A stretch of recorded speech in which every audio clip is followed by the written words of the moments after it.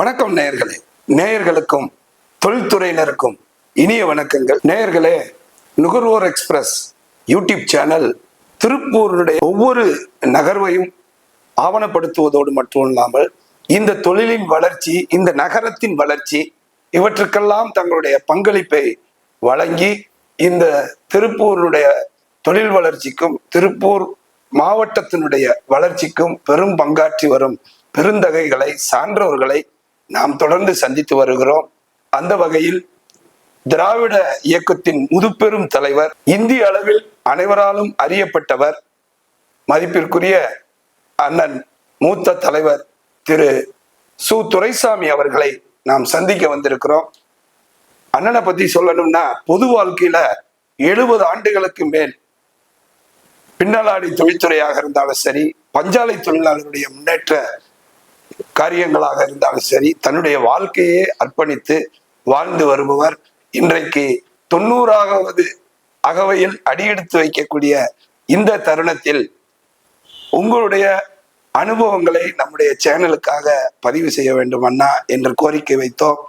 இதோ அந்த மாபெரும் தலைவர், திராவிட இயக்கத்தின் பல்வேறு சூழல்களிலே தொழிலாளர்களுக்காக, தொழில் வளர்ச்சிக்காக தன்னையே அர்ப்பணித்த அந்த தலைவரை தான் நாம் சந்திக்க வந்திருக்கிறோம். வாங்க, அண்ணன் சு. துரைசாமி அவர்களை நாம் சந்திக்கிறோம். அண்ணா வணக்கண்ணா. வணக்கம். ரொம்ப மகிழ்ச்சிண்ணா.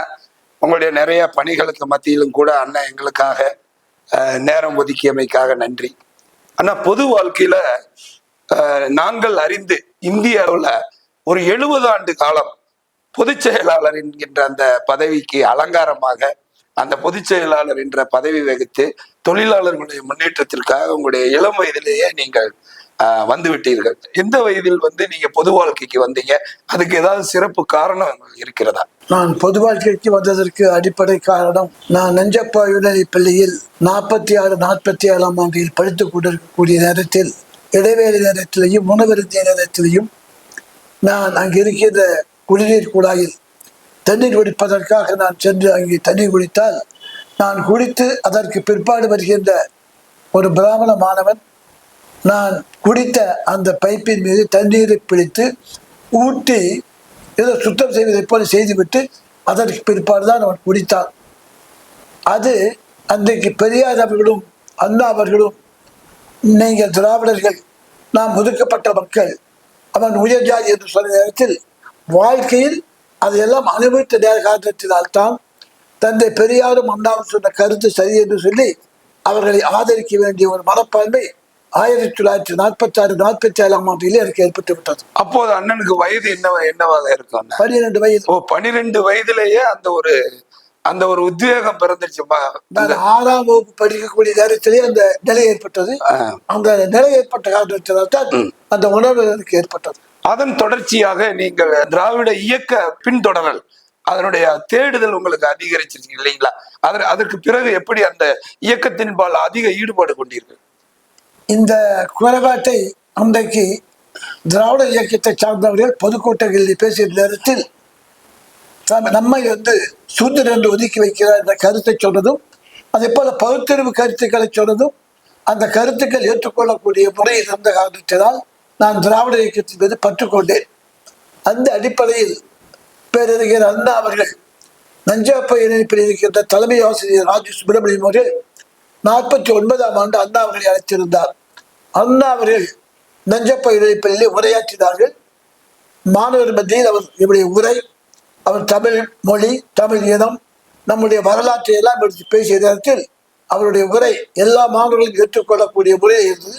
ஆகவே நான் திராவிட முன்னேற்ற கழகத்தில் அப்பொழுதிருந்து இணைத்துக் கொள்ளக்கூடிய நிலைக்கு நான் வந்துவிட்டேன்.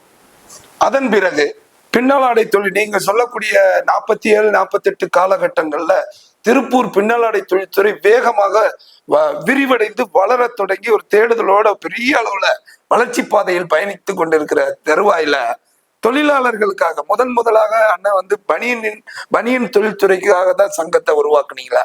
அது எப்படி உங்களுடைய தொடக்கம்? 1954ஆம் ஆண்டில் நான் பள்ளி படிப்பை முடித்ததற்கு பிற்பாடு எங்களுடைய தகப்பன் அவர்கள் ஒரு கடை வைத்திருந்தார்கள், ஜெனரல் ஸ்டோர் வைத்திருந்தார். அதில் நான் அந்த கடை பார்த்து கொண்டிருந்தேன். அப்பொழுது பனியன் தொழிலாளர்களுக்கு நம்முடைய இயக்கத்திற்கு சார்ந்தவர்களுக்கு சங்கம் வேண்டும் என்று அப்பொழுது ஒரே ஒரு தொழிற்சங்கம் தான் இருந்தது, ஏஐடிசி தான் இருந்தது. நம்முடைய இயக்கத்தை ஆதரிக்கக்கூடிய தொழிலாளருக்கு சங்கம் வேண்டும் என்ற அடிப்படையில் நான் பனியன் தொழிலாளர் முன்னேற்ற சங்கத்தை 1956-57 ஆண்டிலே ஆரம்பித்தேன். முதன் முறையாக அதுதான் அண்ணன் நீங்க ஆரம்பிச்ச முதல் தொழிற்சங்க அமைப்பு தொழிலாளர் பனியன் தொழிலாளர். அந்த அந்த இயக்கத்திற்கான வரவேற்பு தொழிலாளர்கள் மத்தியில எப்படி இருந்துச்சு? அதை எப்படி விரிவு பண்ணீங்க? அந்த காலத்தில் நான் மிகுந்த இளைஞனாக இருந்தேன். அப்பொழுது காலை 10:30 மணிக்கு அநேகமாக பனியன் ஃபேக்டரிகளில் இடைவேளை விடுவார்கள். நான் அப்பொழுது ஒவ்வொரு கம்பெனியாக சென்று நம்முடைய தோழரை சந்தித்து சங்கத்தில் சேர்க்கக்கூடிய முறையில் முயற்சித்து அவர்களும் நம்முடைய சங்கத்தில் இணைந்தார்கள். பஞ்சாலை தொழிலாளர் முன்னேற்ற சங்கம் அது எப்படி வந்து கோவையில தொடங்கி அதை எப்படி? பஞ்சாலை தொழிலாளர் முன்னேற்ற சங்கம் என்பது 1953 ஆண்டில் நான் பள்ளி படிப்பை முடிந்ததற்கு பிற்பாடு என்னுடைய தகப்பனார் எஸ்ஆர்சி பேசியாக இருந்தார். அவர் இருந்த காலத்தில் நான் இந்த ஆலையிலே கொஞ்சம் சேர்ந்தேன். அப்படி சேர்ந்த நேரத்தில் அப்பொழுது எஸ்ஆர்சி வெளியில் இருந்த 2 சங்கங்கள் ஏஐடிசி, HMS இருந்தது. அவர்கள் தங்களுடைய இயக்கத்தை சார்ந்த அடிப்படையில் தான் பணியாற்றினார்கள். நம்முடைய திராவிட இயக்கத்தை சார்ந்தவர்களுக்கு அவர் சரியான ஒரு பாதுகாப்பு கொடுக்கவில்லை. ஆகவே நமக்கு ஒரு சங்கம் வேண்டும் என்ற உணர்வு அப்பொழுதுதான் எனக்கு பஞ்சாலையில் ஏற்பட்டது. அதனுடைய முதல் காரணமாக சங்கம் அமைப்பதற்கு முன்பாக தொழிலாளர் பகுத்தறிவு படிப்பகம் என்கிற பெயரில் திருப்பூரில் இருக்கக்கூடிய இடுவாய ராமசாமி, சீமா கிருஷ்ணன், சுந்தரம், கந்தசாமி, நாச்சிமுத்தி என்றவர்களும் அதே போல தனலட்சுமி, கோவிந்தசாமி, கிருட்டப்பன், எல்ஆர் ராமசாமி போன்ற தோழர்களும் சேர்ந்து நாங்கள் இங்கே அந்த படிப்பகத்தை துவங்கினோம். வாலிபாளையத்திலே ஒரு வாடகை கட்டடத்திலே 53ஆம் ஆண்டு இறுதியில் நாங்கள் அந்த படிப்பகத்தை துவங்கினோம். திருப்பூர்ல பனியன் தொழிலுக்கான முன்னேற்ற சங்கம், கோவையில நூற்பாலை தொழிலாளர்களுக்கான முன்னேற்ற சங்கம், இப்படி தொடங்கிய உங்களுடைய சங்க இயக்க பணிகள் எப்படி தமிழகம் முழுவதும் அது அப்படி விரிவா கொண்டு போயிட்டு குறிப்பிட்ட குறைந்த காலத்திலேயே அது ஒரு பெரிய இயக்கமாக நீங்கள் நடத்தி சென்றீர்கள். பஞ்சாலை தொழிற்சங்கம் 58ஆம் ஆண்டு ஆரம்பிக்கப்பட்டு 59 பதிவு செய்தோம். அப்படி பதிவு செய்ததற்கு பிற்பாடு இந்திய சர்க்கார் இந்தியா முழுவதும் இருக்கிற பஞ்சாலை தொழிலாளிக்காக ஒரு சம்பள நிர்ணயம் செய்தார்கள். அப்படி நிர்ணயம் செய்த நேரத்தில் தமிழ்நாட்டிற்கு பஞ்சாலை தொழிலாளர்களுக்கு ஒரு நிர்ணயம் செய்யப்பட்டது.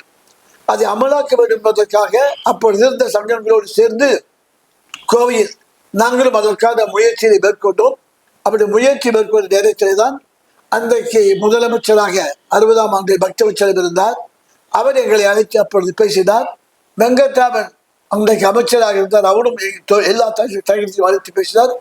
இறுதியில் 1960ஆம் ஆண்டு ஜூன் மாதம் 30ஆம் தேதி சென்னையிலே தொழிலாளர் ஆணையர் முன்பாக TN லட்சுமிநாதன் முன்பாக சங்கங்கள் ஒப்பந்தம் போட்டோம். அதுதான் தமிழ்நாட்டு வரலாற்றில் முதலாக பஞ்சாலை தொழிலாளிக்கு மாநில அளவில் ஏற்பட்ட ஒப்பந்தம். அதுதான் 1960ஆம் ஆண்டு. தொழிற்சங்க தலைவராக மூத்த தொழிற்சங்க தலைவராக மாத்திரமல்ல, திருப்பூர்ல வந்து 1967 முதல் 76 வரை கிட்டத்தட்ட 9 ஆண்டுகள் திருப்பூருடைய சட்டமன்ற உறுப்பினராக கடமையாற்றக்கூடிய பெரிய பொறுப்பை வந்து திருப்பூர் மக்கள் எல்லாம் வந்து அன்பாக உங்களுக்கு கொடுத்ததுனாது. அந்த நாட்கள்ல வந்து திருப்பூர்ல இன்னைக்கு இருக்கக்கூடிய நொய்யல் பாலமாக இருக்கட்டும், சிக்கண்ணா கல்லூரியாக இருக்கட்டும், LRG கல்லூரியாக இருக்கட்டும், GH ஆக இருக்கட்டும், இவையெல்லாம் இன்றைக்கு மக்கள் அனுபவிக்கிறார்கள். அதெல்லாம் உங்களுடைய கனவு திட்டமாக நீங்கள் நிறைவேற்றினீர்கள். அந்த தருணங்களை அந்த சட்டமன்ற உறுப்பினராக நீங்கள் செயல்படுத்திய திருப்பூரில் கூடிய நலத்திட்ட பணிகள் அதை எப்படி நீங்க வந்து அதை நிறைவேற்றினீர்கள்? எப்படி அந்த கோரிக்கைலாம் வச்சீங்க? அதை நேயர்களுக்காக பகிர்ந்து கொள்ளுங்க. நான் சட்டமன்ற உறுப்பினராக 67ஆம் ஆண்டு வந்த நேரத்தில் நம்முடைய திருப்பூர் நகரத்தில் ஆண்களுக்கு கல்லூரி வேண்டும் என்ற ஒரு பெரிய குறை இருந்தது. அப்பொழுது அந்த கல்லூரி துவங்குவதற்கான முயற்சியில் நாங்கள் மேற்கொண்டோம்.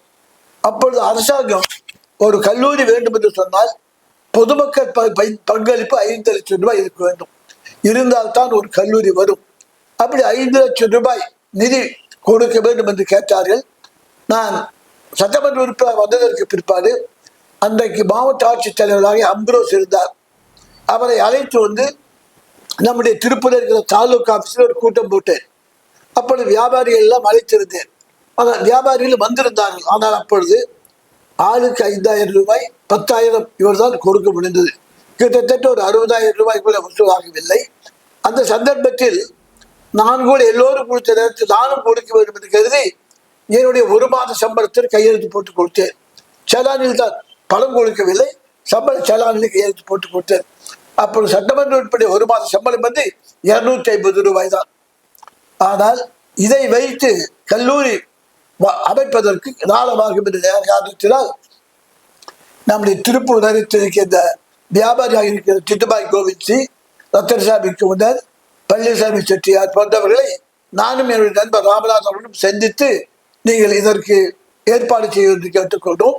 அப்பொழுது பழனிசாமி செட்டியார் அவர்கள் தனலட்சுமியில் ஒரு இயக்குநராக இருந்தார். அவர் சொன்னார், தனலட்சுமியில் ஒரு 5 லட்சம் ரூபாய் இருக்கிறது அறக்கட்டளையில். அவர்களை சந்தித்து நாம் கேட்டால் நமக்கு ஒரு கால பணம் கிடைக்கலாம் என்று சொன்னார். அந்த அடிப்படையில் தனலட்சுமி நிர்வாகத்தில் சந்தித்து நாம் கேட்டுக்கொண்டோம். அவர்களும் சரி என்று ஒத்துக்கொண்டு அவருடைய சிக்கன சித்தியார் பெயரிலே கல்லூரி அமைவதாக ஒத்துக்கொண்டு 5 லட்சம் ரூபாய் கொடுத்தாரு. அதற்கு பிற்பாடுதான் அந்த இடம் தேர்ந்தெடுக்கப்பட்டு அன்றைக்கு அமைச்சர் சாதிக் பாட்சாவையும் மதியாளையும் கொண்டு வந்து அந்த அடிக்கல் நாட்டினோம். அதற்கு பிற்பாடு அந்த கல்லூரி கட்டி பிடிக்கப்பட்டு பின்னால் நாவதை கொண்டு சிறப்பாக அழைக்கப்பட்டது. திருப்பூர் அரசு பொது மருத்துவமனை நம்முடைய பழைய பேருந்து நிலையம் அருகில் தான் இருந்தது. இப்போது அது ஒரு பிரம்மாண்டமான இடத்துல ஒரு மகிமையான கட்டடங்களோடு அமைந்திருக்கிறது. அதற்கும் உங்களுடைய முயற்சிகள் எப்படி? பழைய தாராபுரம் ரோடு புக்கில் பழைய பஸ் ஸ்டாண்டுக்கு இருக்கிற இடத்தில் மருத்துவமனை இருந்தது. அப்பொழுது அந்த மருத்துவமனை ஆண்டு விழாவிற்காக அப்பொழுது அமைச்சராக இருந்த மதியழகன் அவர்களையும் சத்தியவாணி முத்து அவர்களையும் அழைத்திருந்தேன்.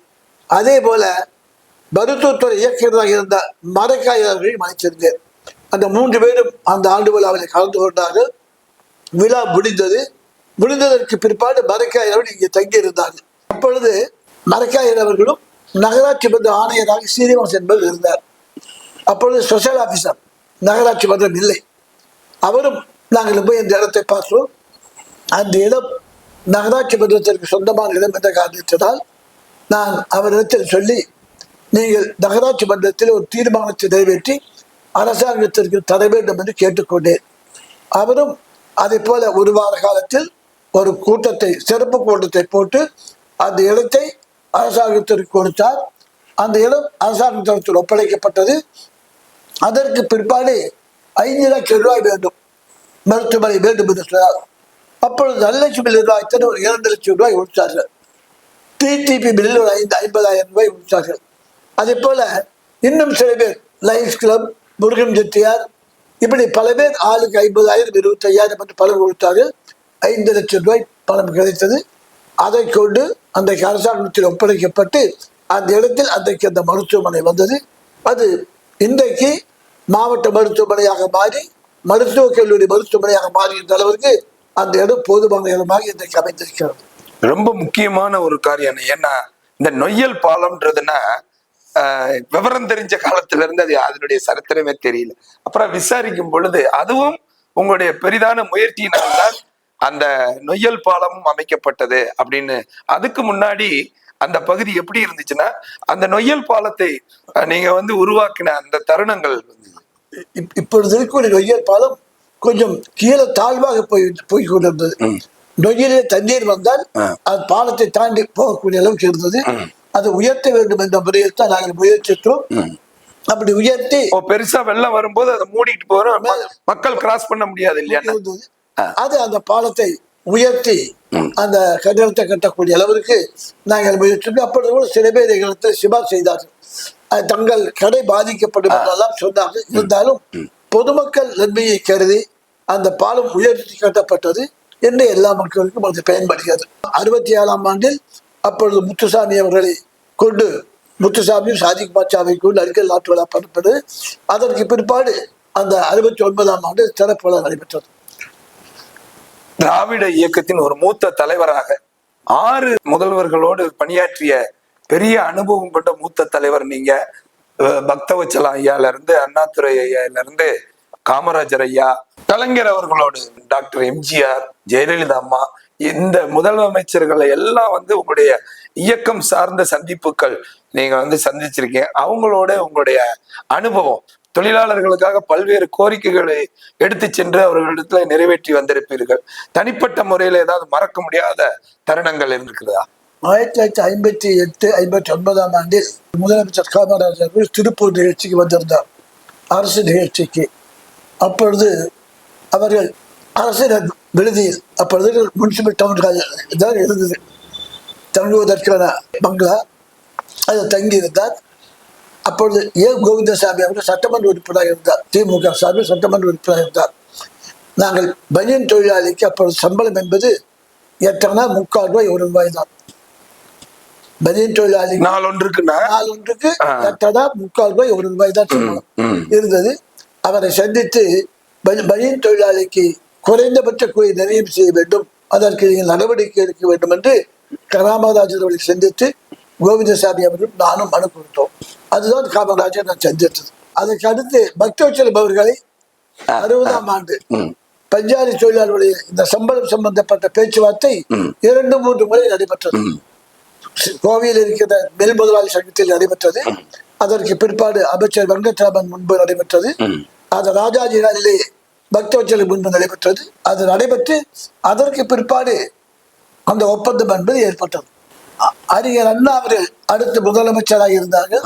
அறிஞர் அண்ணா அவர்கள் முதலமைச்சராக வந்ததற்கு பிற்பாடு தமிழ்நாட்டில் மட்டுமல்ல, இந்தியாவிலேயே நாடு சுதந்திரம் அடைவதற்கு முன்பு எல்லா கட்சிகளும், காங்கிரஸ் கட்சியை தவிர இடதுசாரி கட்சிகள், தொழிற்சங்க இயக்கங்கள் தொழிலாளிக்கு வேதனத்திற்கு விடுபட வேண்டும் என்று கோரிக்கை வைத்துக் கொண்டிருந்தார்கள்.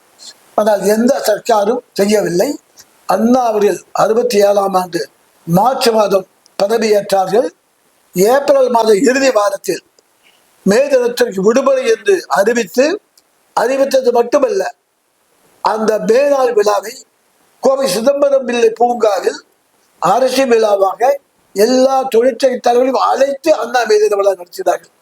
இந்திய வரலாற்றில் எந்த ஒரு முதலமைச்சரும் அனைத்து சங்கங்களையும் அனைத்து ஒரு மே தின விழா நடத்தியதில் அண்ணா அவர்கள் நடத்தினார். அதுதான் முதல் மே தின விடுமுறை அளித்து அப்படி ஒரு விழா. எந்த ஆண்டுனா அது? 67. அருமை அருமை அருமை. கலைஞரோடு உங்களுடைய கலைஞர் முதலமைச்சர் வந்தார். அவர் நீண்ட காலம் இருந்த காரணத்தால் பல்வேறு கோரிக்கைகள் வருகிற நேரத்தில் எல்லாம் அவரை சந்தித்து சொல்லியிருக்கிறேன். அவர் முடிந்த அளவிற்கு அந்த கோரிக்கைகளை நிறைவேற்றுவதற்கான காரியங்களை செய்து கொடுத்திருக்கிறார். கலைஞர் அவர்கள் இருந்த நேரத்தில் இங்கே தமிழ்நாட்டிலேயே மூடப்பட்டிருந்த கூடிய மில்கள், ஒரு 15 மில்கள் தமிழ்நாட்டிலே பஞ்சாலைகள் மூடப்பட்டிருந்தன. அந்த ஆலைகளை திறக்க வேண்டும் என்று 66ஆம் ஆண்டில் அந்த ஆலைகள் மூடப்பட்ட ஆரம்பித்தன. அந்த ஆலையை திறக்க வேண்டும் என்ற முயற்சி எடுத்து இங்கே இருக்கிற எல்லா தொழிற்சங்களும் அந்த கோரிக்கை வைத்துக் கொண்டிருந்தோம். கலைஞரிடத்தில் சொல்லி கலைஞர் அவர்கள் அவர் தமிழ்நாடு அரசாங்கத்தின் சார்பாக மத்திய அரசாங்கம் அதை திறப்பதற்கு ஒத்துக்கொண்டாலும் கூட நிதி தரவில்லை.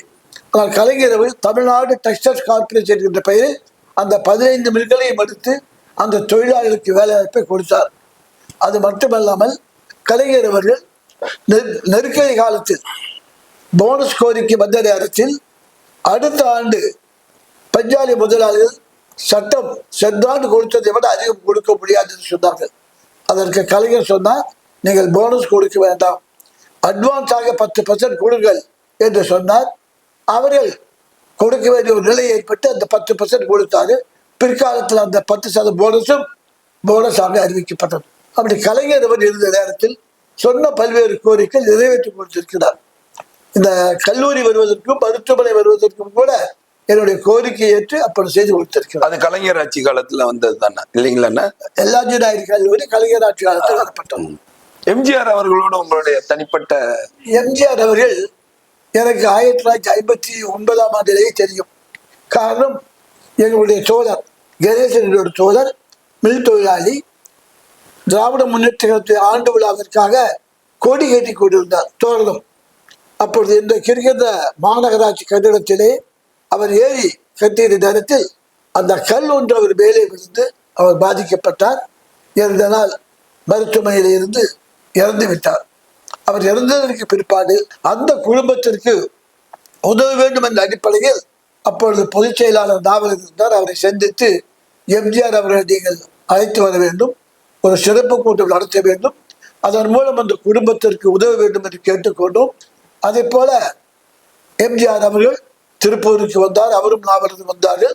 கஜல் தியேட்டரில் அப்பொழுது 5 ரூபாய் 10 ரூபாய் 20 ரூபாய் என்று டிக்கெட் போட்டு வசூலித்து அந்த பணம் ஏறத்தால ஒரு 4,900 ரூபாய், கிட்டத்தட்ட 5,000 அளவிற்கு வந்தது. அந்த பணத்தை கொண்டு அந்த கணேசன் குடும்பத்திற்கு இப்பொழுது ராமகிருஷ்ணாபுரத்தில் இருக்கிற இடத்தில் ஒரு வீடு வாங்கி கொடுத்தோம். அந்த வீடு நாவலர் பெயரிலே வாங்கப்பட்டது. இன்றைக்கும் அங்கே அவருடைய குடும்பத்தை சார்ந்த 3 பேர் குடியிருக்கிறார்கள். அப்ப எம்ஜிஆர் தெரியும். அதே போல் அதற்கு பிற்பாடு எம்ஜிஆர் அவர்கள் தேர்தலை நடத்துவதற்கு 66ஆம் ஆண்டு கோவை மாவட்டத்திற்கு வந்தார்கள் 2 நாள். அந்த 2 நாளும் அவரோடு இருந்து இந்த மாவட்டம் முழுவதும் முதல் நாள் கோயம்புத்தூர், ஈரோடு, பவானி, கோபி, மேட்டுப்பாளையம் 5 இடத்தில் அவர் சிறப்பு கூட்டத்தில் பேசினார். அடுத்த நாள் பொள்ளாச்சி, உடுமலைப்பேட்டை, தாராபுரம், திருப்பூர் என்று 9 இடத்தில் அவர் பேசினார். ஏறத்தாழ அன்றைக்கு ஒரு 60,000 ரூபாய் தேர்தலில் திரட்டி எம்ஜிஆர் அவர் கொடுத்தார்கள். அதே போல் எம்ஜிஆர் 71ஆம் ஆண்டு தேர்தல் நேரத்திலையும் திருப்பூருக்கு வந்து திருப்பூர் எதற்காக பிரச்சாரம் செய்திருக்கிறார். 13 வயதிலேயே பொது வாழ்க்கைக்கு வந்து திராவிட இயக்கத்தின் பல்வேறு போராட்டங்களிலே கலந்து கொண்டு சிறை சென்றிருக்கிறீர்கள். நீங்கள் அந்த சிறை சென்ற அனுபவம், எதற்காக சிறை சென்றீர்கள், எவ்வளவு நாள் அந்த சிறைவாசத்தை அனுபவித்தீர்கள்? நான் முதலாக சிறைக்கு சென்றது 62ஆம் ஆண்டு விலைவாசி போராட்டத்தை தான் சிறைக்கு சென்றேன். ஏறத்தாழ 4 மாத காலம். அப்போது ஆட்சியில் இருந்தது காங்கிரஸ். அப்பொழுது 4 மாத கால சிறை தண்டனை பெற்று நான் சிறைச்சாலைக்கு சென்றேன். அது முதன் முறையாக நான் சிறைச்சாலைக்கு சென்றது.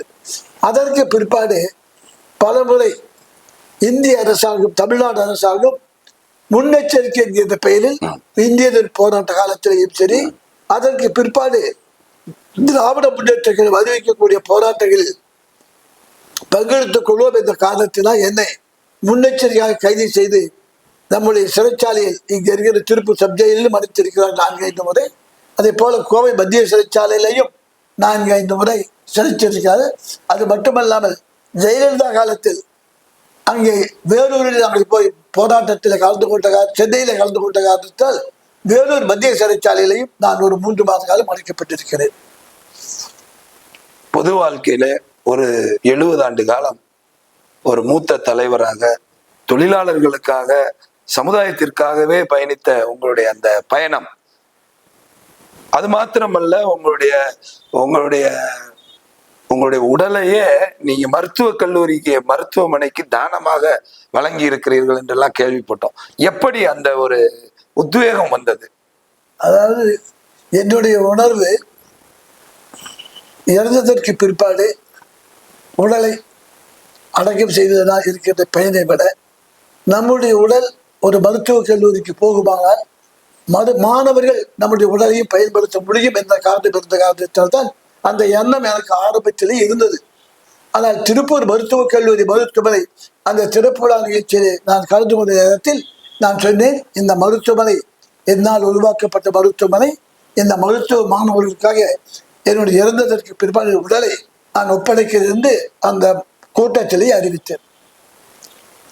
திருப்பூர் வந்து ஒரு செழிப்பான ஒரு நிலையை அடைந்து வளர்ந்து கொண்டிருக்க ஒரு சூழல்ல நீங்க வந்து திருப்பூர்ல நம்மளும் ஒரு தொழில் தொடங்கி ஒரு தொழிலதிபராகி வளர்ந்து விட வேண்டும் என்கின்ற எண்ணம் வராமல் பொது வாழ்க்கையில தொழிலாளர்களுக்காக உங்களுடைய வாழ்க்கையை ஒரு 70 ஆண்டு காலம் அர்ப்பணித்து இன்றைக்கு 90 அகவையை நிறைவு செய்து 91ஆம் ஆண்டு அடியெடுத்து வைத்திருக்கிறீர்கள்.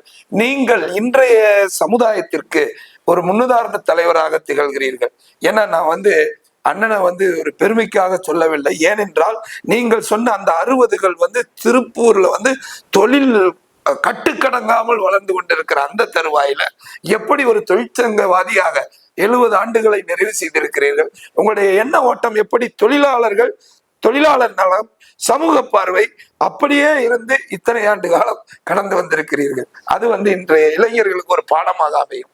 நான் 1958ஆம் ஆண்டு 59ஆம் ஆண்டிலேயே நான் தொழிற்சங்கத்திலே முழு நேரமாக ஈடுபட்ட காரணத்தினால் 60ஆம் ஆண்டு அந்த சங்கத்துடைய பொதுச் செயலராக நான் தேர்ந்தெடுக்கப்பட்டேன்.